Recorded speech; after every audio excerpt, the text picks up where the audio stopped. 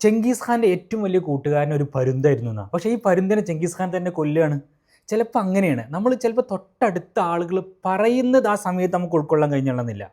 പക്ഷെ അവർ പറയുന്നതിൽ കാര്യമുണ്ടാവും. ചെങ്കീസ് ഖാനും പറ്റിയത് അതാണ്. കാരണം അദ്ദേഹം ഒറ്റയ്ക്ക് ഒരു നായാട്ടിന് വേട്ടയ്ക്ക് പോയ സമയത്ത് ഒരു കാട്ടിൽ ഒറ്റപ്പെട്ടു. കാട്ടിൽ ഒറ്റപ്പെട്ട സമയത്ത് അദ്ദേഹത്തിന് ദാഹിച്ച് വലഞ്ഞു. അദ്ദേഹത്തിന് അങ്ങനെ എവിടെയോ തിരഞ്ഞപ്പോൾ അദ്ദേഹം ചെറിയൊരു വെള്ളം ഇങ്ങനെ വറ്റി കിടക്കുന്നത് കണ്ടു. അവിടെ പോയി കുറച്ച് വെള്ളം ഇങ്ങനെ ഒരു ഇലയിൽ കോരിയെടുക്കാൻ നോക്കിയപ്പം തോളിലുണ്ടായിരുന്ന പരുന്ത് വന്ന്, തൻ്റെ ഏറ്റവും പ്രിയപ്പെട്ട കൂട്ടുകാരനായി പരുന്ത് വന്നിട്ട് ആ ചെറിയ കോരിയിലുണ്ടായിരുന്ന ആ വെള്ളം തട്ടിപ്പറിപ്പിച്ചു.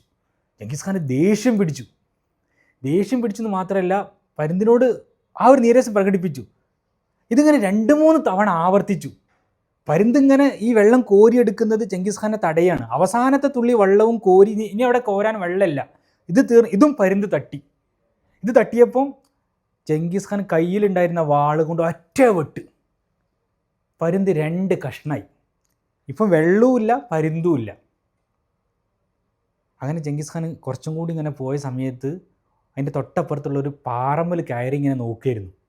ആ സമയത്താണ് ഈ വെള്ളം കണക്റ്റ് ചെയ്ത് നിൽക്കുന്നത് ഒരു ഏറ്റവും കൊടും വിഷമുള്ള പാമ്പ് ചത്ത് കിടക്കുന്നുണ്ട്.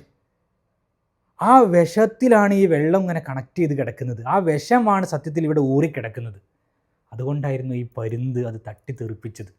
പക്ഷേ ചെങ്കിസ് ഖാൻ ആ സമയത്ത് അത് മനസ്സിലായില്ല. അതുകൊണ്ടാണ് ചിലപ്പോൾ നമ്മുടെ ഏറ്റവും അടുത്ത ആളുകൾ പറയുന്നത് നമുക്ക് കയ്പുള്ളതായിട്ട് തോന്നും, പക്ഷേ അതിൽ മധുരവും ഒളിച്ച് കിടക്കുന്നുണ്ടാവും.